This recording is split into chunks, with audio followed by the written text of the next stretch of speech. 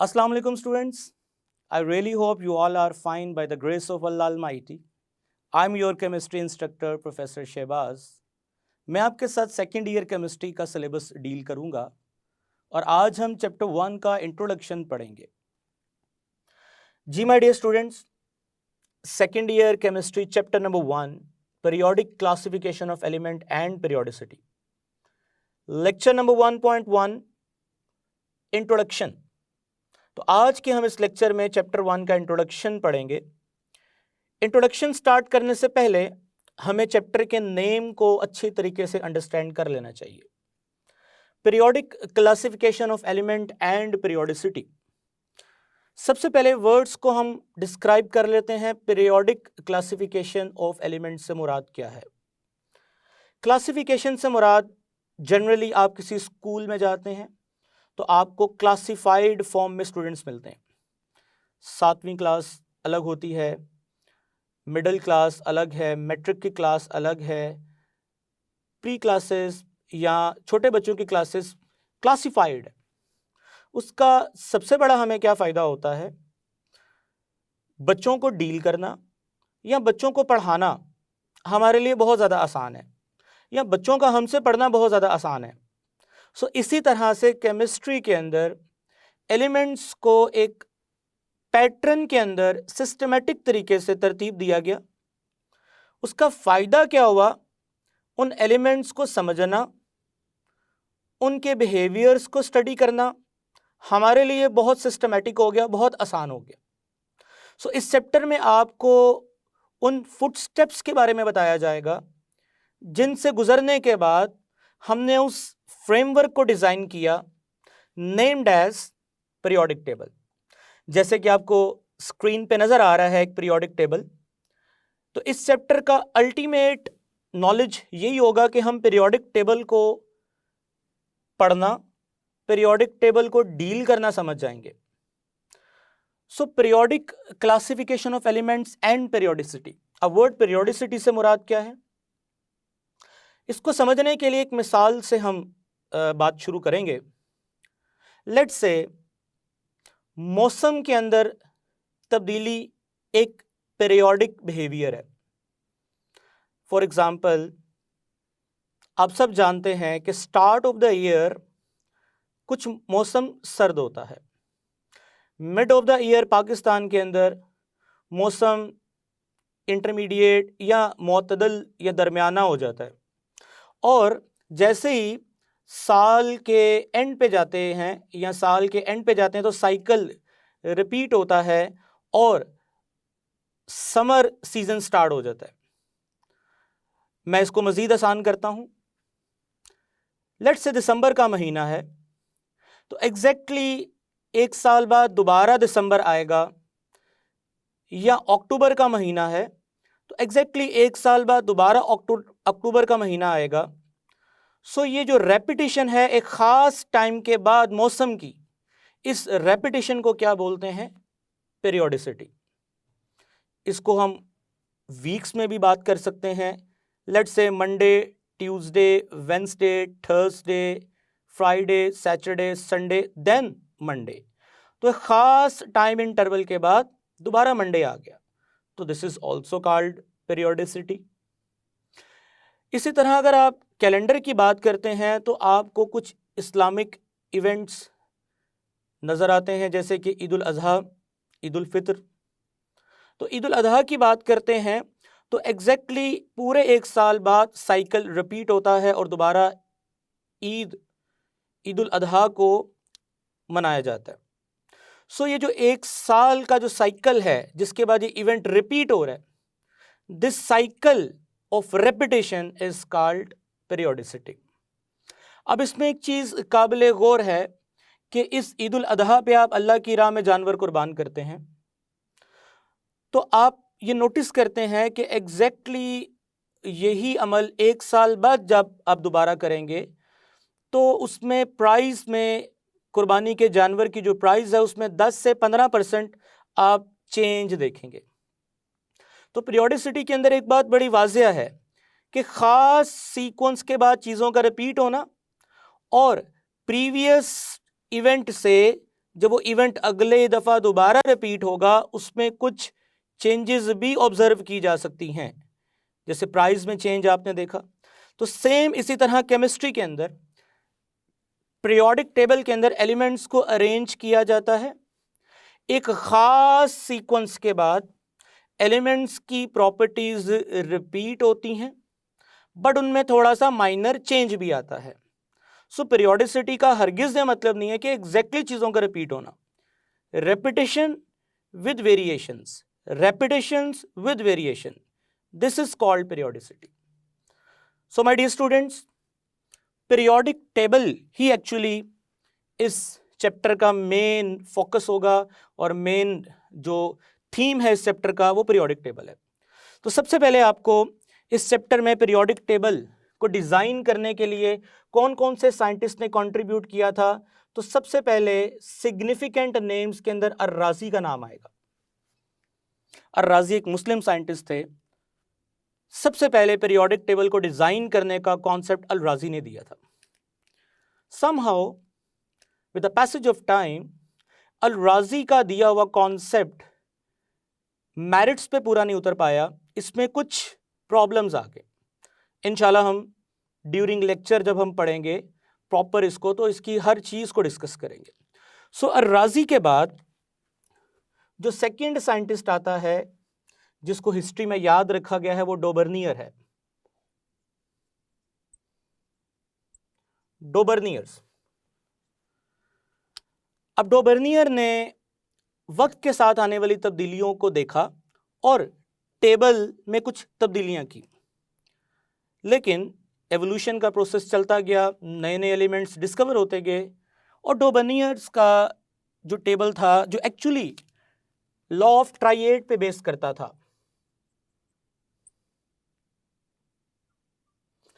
Law of ट्राइएड्स पे base करता था, गलत हो गया। डोबर्नियर के बाद जो सिग्निफिकेंट पर्सनालिटी थी पीरियोडिक टेबल को डिजाइन करने के लिए वो था न्यूलैंड। सो न्यूलैंड एक म्यूजिशियन भी था, म्यूजिकल नोट्स का इस्तेमाल करते हुए इसने लॉ ऑफ ट्राइएड के against law of periodicity propose किया, या इसको लॉ ऑफ, उस दौर में लॉ ऑफ ऑक्टेव भी नाम दिया गया था, लॉ ऑफ ऑक्टेव। अब ये लॉ ऑफ ऑक्टेव क्या है, इंशाल्लाह हम न्यूलैंड के बारे में जब डिस्कशन करेंगे चैप्टर के अंदर तो हम इसको डिटेल से डिस्कस करेंगे। एक्चुअली ये पीरियोडिक लॉ ही था बट उस टाइम इसको लॉ ऑफ ऑक्टेव का नाम दिया गया। सो माय डियर स्टूडेंट्स, इसी तरह से न्यूलैंड भी वक्त के साथ साथ उसका प्रपोज्ड लॉ ज़्यादा एलिमेंट्स को सेटिस्फाइड ना कर पाया, ज़्यादा एलिमेंट्स लॉ ऑफ ऑक्टेव की बेस पे अरेंज ना हो पाए, तो एक रेवोल्यूशनरी साइंटिस्ट आया जिसने साइंस की दुनिया में काफ़ी हद तक एक कामयाब टेबल बना के दिया और उस साइंटिस्ट का नाम था मेंडलीव।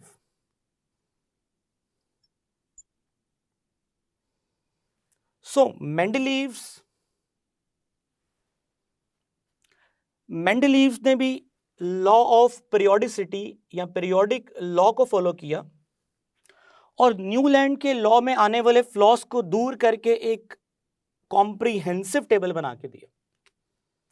आप इन चारों साइंटिस्ट के कंट्रीब्यूटेड लॉज जो हैं या इन चारों साइंटिस्ट के प्रपोज्ड जो टेबल्स हैं, लिटरेचर में अल-राज़ी का बनाया हुआ टेबल तो नहीं मिलता, लेकिन डोबर्नियर, न्यूलैंड एंड मेंडलीव का प्रपोज्ड टेबल या systematic arrangement of element screen पे देख सकते हैं। इंशाल्लाह वक्त के साथ साथ हम इसको डिटेल से डिस्कस भी करेंगे। So my dear students, Mendeleev के पीरियोडिक टेबल के बाद जो पीरियोडिक टेबल फाइनल किया गया, क्योंकि मेंडलीव के टेबल में भी कुछ मसाइल रह गए थे, सो उन मसाइल्स को दूर करने के बाद जो फाइनल पीरियोडिक टेबल जिसको आज हम केमिस्ट्री में डील करते हैं, आप मेरी स्क्रीन पे देख भी सकते हैं, वो एच मोज़ले ने तैयार करवाया। सो एच मोजले का तैयार करदा हुआ पीरियोडिक टेबल जो कि अल्टीमेट पीरियोडिक टेबल है, हम उसको इस चैप्टर के अंदर एक्चुअली उसी को डिस्कस करेंगे। So my dear students, next periodic trends के बारे में बात होगी in physical properties of elements. Periodic trends in physical properties of elements. अब पीरियोडिक ट्रेंड से मुराद क्या है? जैसे कि आप मेरी स्क्रीन पे देख सकते हैं, कुछ खास तरह के एलिमेंट्स के प्रॉपर्टीज हैं, जैसे एलिमेंट्स के एटम्स के साइज, एलिमेंट्स की आयोनाइजेशन एनर्जीज क्या होती हैं, हम इनको वन बाय वन थोड़ा सा डिस्कस करेंगे। सो इनमें top to bottom, left to right क्या ट्रेंड चला है, क्या क्या चेंजेस आ रही हैं, किस सीक्वेंस के साथ वैल्यूज में कमी आ रही है, किस सीक्वेंस के साथ वैल्यूज में इजाफा हो रहा है। इंशाल्लाह हम इस लेक्चर में थोड़ा सा उसको ओवरव्यू देंगे। इसी चेंजेस को हम periodic trends in physical properties का नाम दे सकते हैं। फॉर एग्जाम्पल, सबसे पहले एटॉमिक साइज के बारे में बात की जाएगी। अब एटॉमिक साइज से क्या मुराद है? एक्चुअली एटम के साइज को हम स्फेरिकल, एटम की शेप को हम स्फेरिकल कंसिडर करते हैं, and we all know that atom के सेंटर के अंदर न्यूक्लियस है। सो माय डियर स्टूडेंट, इस न्यूक्लियस से लेकर इस आउटर मोस्ट शेल में जो इलेक्ट्रॉन है, बेसिकली ये जो लास्ट इलेक्ट्रॉन है, this is called the boundary of an atom. Boundary of an atom. इस बाउंड्री ऑफ एन एटम से लेकर इस न्यूक्लियस तक का जो डिस्टेंस है, इस डिस्टेंस को हम बोलते हैं आर रेडियस। अगर हम इस रेडियस को डबल कर दें, and actually this will become 2r, and this 2r is called diameter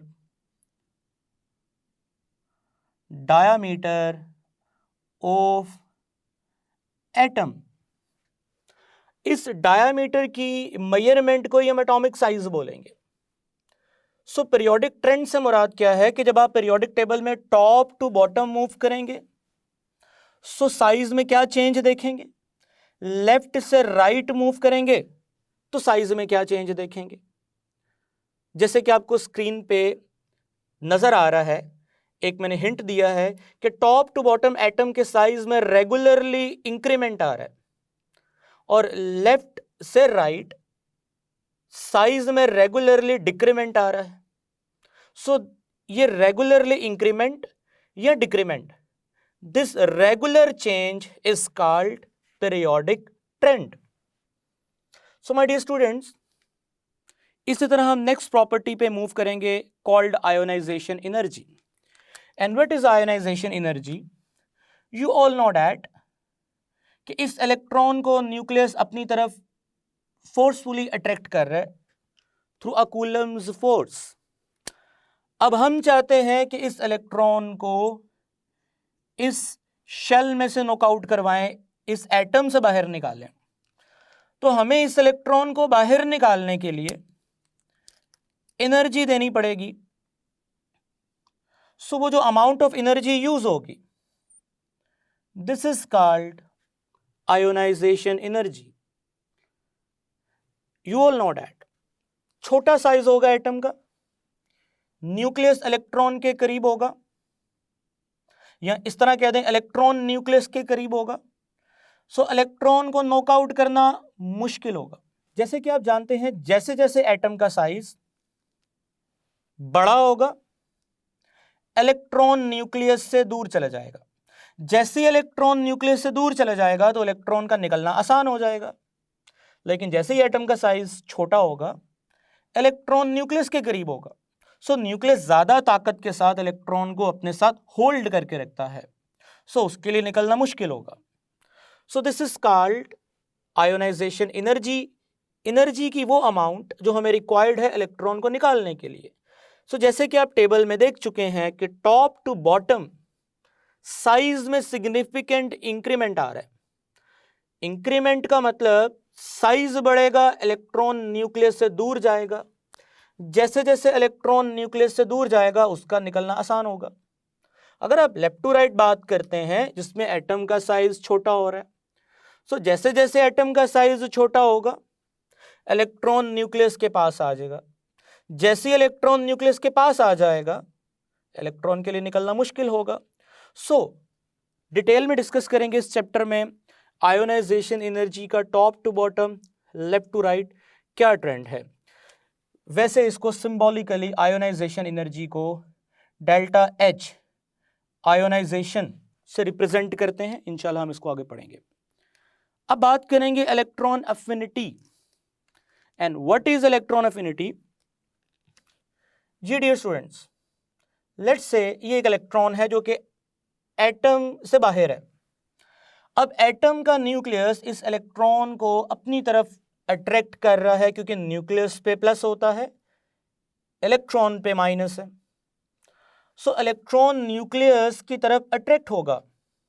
so my dear students, remember that जब भी दो अट्रैक्ट होने वाली चीजें करीब आती हैं, whenever a two bodies attract to each other then the energy will be released. So इसी तरह से इलेक्ट्रॉन जब इस न्यूक्लियस की अट्रैक्शन की वजह से करीब आएगा और करीब आने के बाद शेल में एंटर हो जाएगा, सो इस इलेक्ट्रॉन का न्यूक्लियस की वजह से एटम के अंदर एंटर हो जाना और उस इलेक्ट्रॉन के एंटर होने से जो एनर्जी रिलीज होगी उस रिलीज्ड एनर्जी को हम क्या नाम देंगे, इलेक्ट्रॉन अफिनिटी।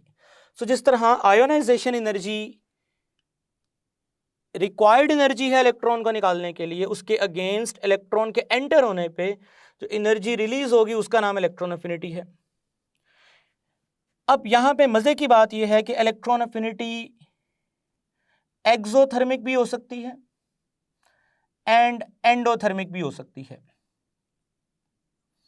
अब ये एक्सोथर्मिक से मुराद क्या है और एंडोथर्मिक से मुराद क्या है? ऐसा प्रोसेस जिनमें हीट रिलीज होती है, ऐसा प्रोसेस जिनमें हीट रिलीज होगी हम उसको एक्सोथर्मिक प्रोसेस बोलते हैं, और ऐसा प्रोसेस जिनमें हीट एब्जॉर्ब होगी हम उसको एंडोथर्मिक प्रोसेस बोलते हैं।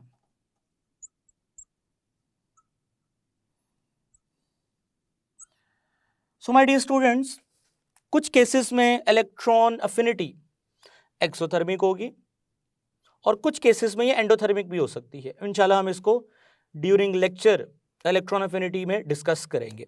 सेम इसी तरह ionisation energy they always be an endothermic process. Ionisation energy के बारे में ये बात काबिले गौर है कि it will always be an endothermic process,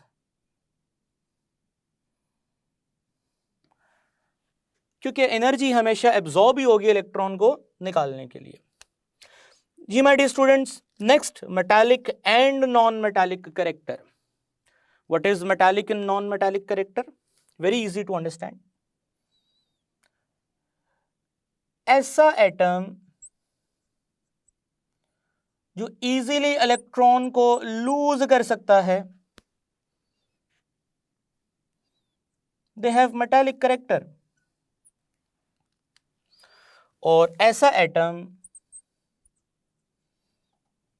जो हमेशा इलेक्ट्रॉन को गेन करने की सलाहियत रखता है, लूज करने की सलाहियत नहीं रखता, then this behaviour would be non metal.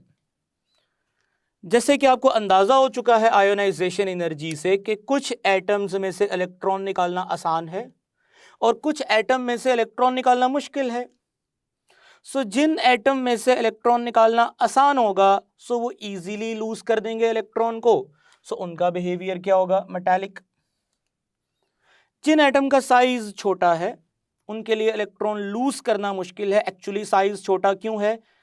Nucleus strong होगा, न्यूक्लियर पावर, न्यूक्लियर स्ट्रेंथ ज्यादा होगी। सो ऐसे एटम्स के लिए इलेक्ट्रॉन गेन करना आसान होता है। सो उनके अंदर कौन सा बिहेवियर होगा, नॉन मेटल्स का। तो पीरियोडिक टेबल में ट्रेंड डिस्कस किया जाएगा metals and non metallic character का, metallic and non metallic character का, जो रिलेट करता है साइज के साथ। नेक्स्ट इंशाल्लाह हम मेल्टिंग एंड बॉइलिंग पॉइंट्स का पीरियोडिक टेबल में ट्रेंड देखेंगे, top to bottom, left to right, elements के मेल्टिंग पॉइंट या बॉइलिंग पॉइंट में क्या चेंज आ रहा है, अगर चेंज आ रहा है तो वो किस वजह से चेंज आ रहा है। सो इसकी डिटेलिंग भी हम इंशाल्लाह ड्यूरिंग लेक्चर रेगुलरली जब इसको पढ़ेंगे इंशाल्लाह करेंगे। नेक्स्ट है जी oxidation state. What is oxidation state? Oxidation state से क्या होता है, किसी भी कंपाउंड के अंदर, लेट्स से मैं कहता हूं जी कैल्शियम ऑक्साइड एक कंपाउंड है, इस कंपाउंड के अंदर जो भी एलिमेंट्स के ऊपर अपेरेंट चार्ज होता है, जैसे कैल्शियम पे +2 चार्ज है, ऑक्सीजन पे -2 चार्ज है, तो ये जो अपेरेंट चार्जेस हैं, इन चार्जेस को हम ऑक्सीडेशन स्टेट का नाम देते हैं। सो ये भी पीरियोडिक टेबल में बताया जाएगा, टॉप टू बॉटम या लेफ्ट टू राइट किन चीजों में तब्दीली आती है जिसकी वजह से ऑक्सीडेशन स्टेट चेंज करेगा। मसलन अगर हम एल्यूमिनियम ऑक्साइड की बात करते हैं जो कि वेरी नेक्स्ट टू मैग्नीशियम है, तो एल्यूमिनियम कैरी करता है +3 चार्ज, क्योंकि आपने छोटी क्लासों में पढ़ा है कि ये जो नंबर होता है ये एल्यूमिनियम का चार्ज होगा और ये जो नंबर है ये ऑक्सीजन का चार्ज होगा। सो टॉप टू बॉटम या लेफ्ट टू राइट मूव करने पे एलिमेंट्स के ऊपर क्या तब्दीली आती है कि उनका चार्ज चेंज होगा, वो हम इंशाल्लाह ऑक्सीडेशन स्टेट में डिस्कस करेंगे।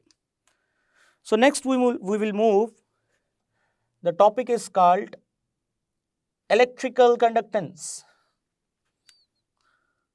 इलेक्ट्रिकल कंडक्टेंस से मुराद है कि कुछ मेटल्स ऐसी हैं जिनमें से करंट बहुत ज़्यादा गुजरता है, कुछ में से करंट बहुत कम गुजरता है और कुछ में से तो गुजरता ही नहीं है। सो इलेक्ट्रिकल कंडक्टेंस का क्या रवैया है, इलेक्ट्रिकल कंडक्टेंस का किन चीज़ों से ताल्लुक है, डेफिनेटली हम इसको डिटेल में टॉपिक में डिस्कस करेंगे। अगेन टॉप टू बॉटम या लेफ्ट टू राइट इसमें आने वाली चेंजेस डिस्कस की जाएंगी। आखिरी पॉइंट है जी पीरियोडिक ट्रेंड्स में, named as hydration energy. And what is hydration energy? जब भी आप किसी स्पीशी को या जब भी आप किसी केमिकल स्पीशी को, either they will carry a positive charge, either they will carry a negative charge, जब आप उसको पानी में डालते हैं तो पानी का मॉलिक्यूल क्या करता है, इन चार्ज्ड बॉडीज को सराउंड कर लेते हैं। सो पानी के अंदर जब भी आप कोई पॉजिटिव या नेगेटिव आयन डालेंगे तो पानी उसको सराउंड कर लेगा अपने चार्जेस की वजह से। प्लस के सामने पानी का माइनस आ जाएगा, माइनस के सामने पानी का प्लस आ जाएगा, जैसे हाइड्रोजन पे प्लस है, ऑक्सीजन पे माइनस है। सो उस दौरान एनर्जी रिलीज भी होगी और सम केसेस में एब्जॉर्ब भी हो सकती है।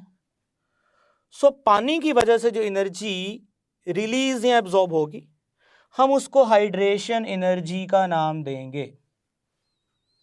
सो इसको रिप्रेजेंट किया जाता है डेल्टा H हाइड्रा।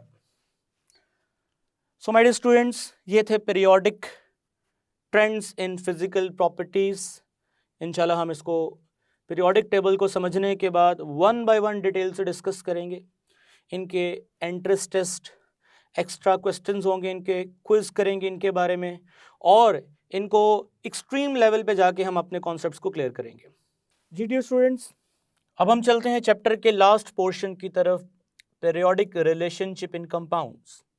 जैसे आपने एलिमेंट्स में पीरियोडिक बिहेवियर देखा, सेम इसी तरह कंपाउंड्स के अंदर भी पीरियोडिक बिहेवियर देखने को मिलेगा।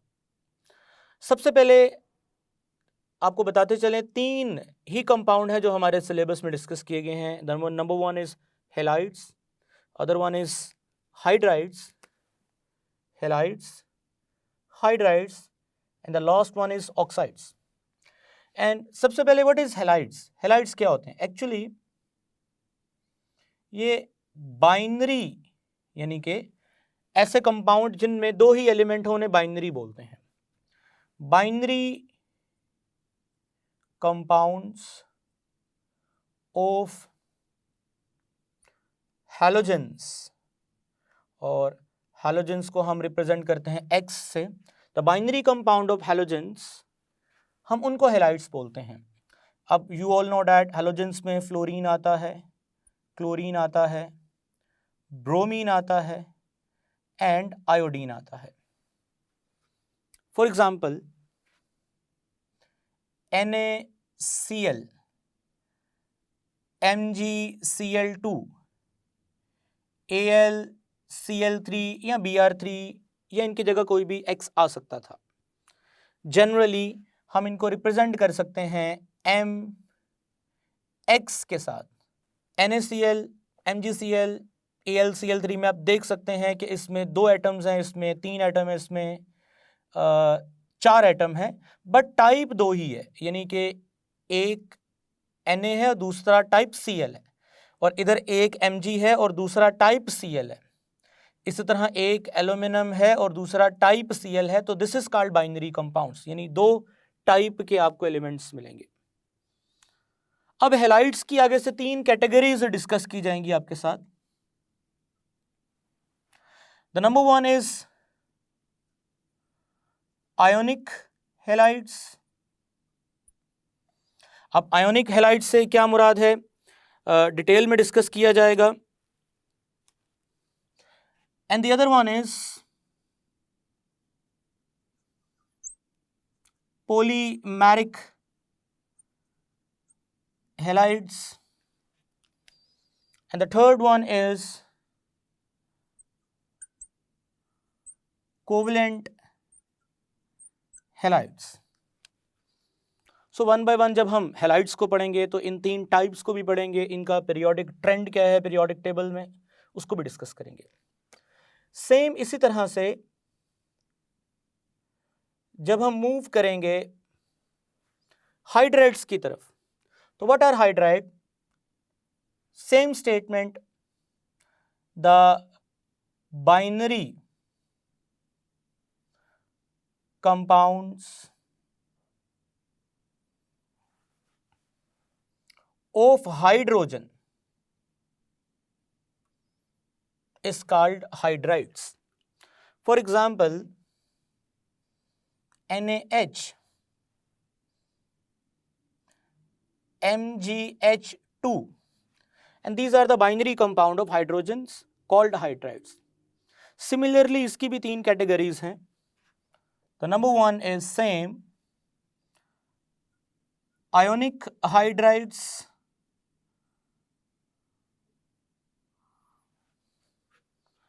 the other one is polymeric की जगह यहाँ पे इंटरमीडिएट का वर्ड यूज किया गया है।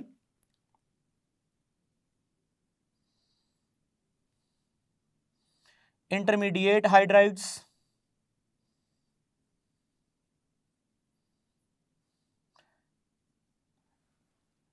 and the last one is covalent hydrides. Covalent hydrides.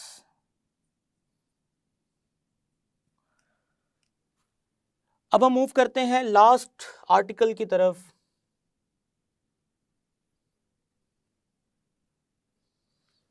which is called oxides. So my dear students, oxide भी सेम डेफिनेशन के मुताबिक the binary compound of oxygen, they are called oxides. अब oxides की classification 3-4 तरीके से की जा सकती है, on the basis of charge, on the basis of nature of oxides. Again nature की भी आगे से उसकी टाइप्स हैं, लेकिन हम अपने सिलेबस में अगर कन्फाइंड रहें तो हमें 3 ही तरह के ऑक्साइड्स पढ़ने को मिलते हैं। हाँ, ऑक्साइड्स को जब हम टॉपिक में डिस्कस करेंगे तो तब इसको डिटेल से एलैबोरेट किया जाएगा, इसकी बाकी क्लासिफिकेशंस क्या हैं। अभी के लिए चूंकि हम चैप्टर का रिव्यू कर रहे हैं, सो सबसे पहले इसमें आएगा basic oxides, the second one is amphoteric oxides, and the third one is acidic oxides. So dear students, oxide के बाद एक ऐसी प्रॉब्लम इस चैप्टर में डिस्कस की जाएगी जो स्टिल आप मेरा लेक्चर सुन रहे हैं तो वो अभी तक भी वो प्रॉब्लम केमिस्ट्री में मौजूद है, उसको अभी तक भी साइंटिस्ट रैशनलाइज नहीं कर पाए, उसको सॉल्व नहीं कर पाए। द प्रॉब्लम इज, एंड अभी तक वो मॉडर्न पीरियोडिक टेबल में भी मौजूद है, position of hydrogen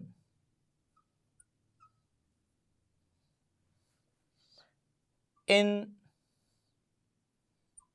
periodic table. Hydrogen की जो पोजीशन है वो अभी तक भी ठीक तरीके से जस्टिफाइड नहीं है।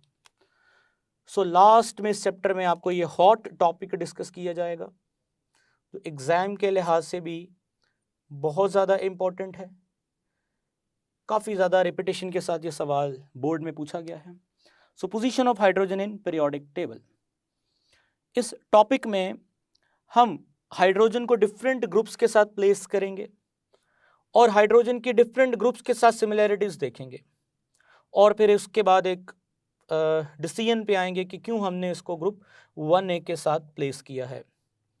अगर मैं इस चैप्टर की बोर्ड असेसमेंट देखूं, जिसे हम पेयरिंग स्कीम भी बोलते हैं, सो माय डियर स्टूडेंट्स, इसमें अगर देखा जाए तो लॉन्ग क्वेश्चन एक आएगा, शॉर्ट क्वेश्चन की बात की जाए तो बेटा 2 शॉर्ट क्वेश्चन आएंगे, ये चेंज भी हो सकते हैं, ये हर साल बोर्ड आपको इन्फॉर्म करता है, जिसे हम पेयरिंग स्कीम का नाम भी देते हैं, लेकिन 2 से 3 ही होंगे। और MCQ की बात की जाए तो 1 MCQ आएगा। सो ये इस चैप्टर की बोर्ड के लिहाज से असेसमेंट है। सो हम इंशाल्लाह नेक्स्ट लेक्चर के अंदर प्रॉपर पीरियोडिक टेबल का हिस्टोरिकल बैकग्राउंड स्टार्ट करेंगे। तब तक के लिए मुझे इजाज़त दें। उम्मीद है कि आपको ये लेक्चर अच्छे से समझ आ गया है। अल्लाह हाफ़िज़।